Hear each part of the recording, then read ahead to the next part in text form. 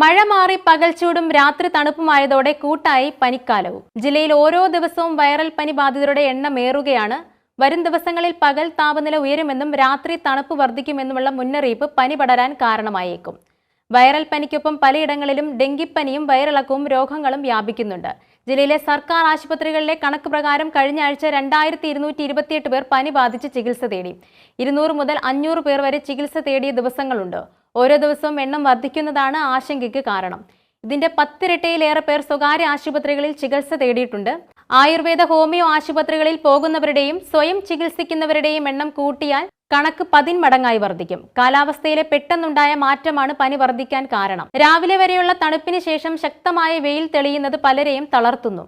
കാലാവസ്ഥാ മാറ്റം, ജലദോഷം, കഫക്കെട്ട് എന്നിവയും വർദ്ധിക്കുന്നതായി കാരണമാകുന്നുണ്ട്. കഫം രൂക്ഷമായി അണുബാധ മൂലം ആശുപത്രിയിൽ ചികിത്സ തേടുന്നവരുടെ എണ്ണവും വർദ്ധിക്കുന്നുണ്ട്. രോഗം മൂർച്ഛിച്ച പലർക്കും ആശുപത്രിയിൽ കിടത്തി ചികിത്സയും ആവശ്യമായി വരുന്നുണ്ട്. ഇതിനൊപ്പമാണ് വയറിളക്ക രോഗങ്ങളും പടരുന്നതും. വെയിൽ ശക്തിയാകുന്നതോടെ കൂടുതൽ വെള്ളം കുടിക്കണമെന്നും കുടിക്കുന്ന വെള്ളം ശുദ്ധമാണെന്ന് ഉറപ്പാക്കണമെന്നും ആരോഗ്യ വകുപ്പ് അധികൃതർ നിർദ്ദേശിക്കുന്നു.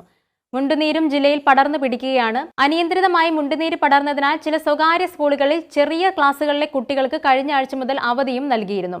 പ്രതിരോധ കുത്തിവയ്പിൽ നിന്ന് മുണ്ടുനീരിനെ ഒഴിവാക്കിയതാണ് രോഗം പടരാൻ കാരണം. ഇതിനിടെ പകൽച്ചൂട് വർദ്ധിക്കുകയാണ്. ഇന്നലെ 34.5 ഡിഗ്രിയാണ് ജില്ലയിൽ അനുഭവപ്പെട്ട ചൂട്. 2 ദിവസമായി തണുപ്പിന് നേരിയ കുറവുണ്ടെങ്കിലും തിങ്കൾ മുതൽ തണുപ്പ് വർദ്ധിക്കുമെന്നാണ് മുന്നറിയിപ്പ്. ഇന്നലെ രേഖപ്പെടുത്തിയ കുറഞ്ഞ താപനില 22 ഡിഗ്രിയായിരുന്നു.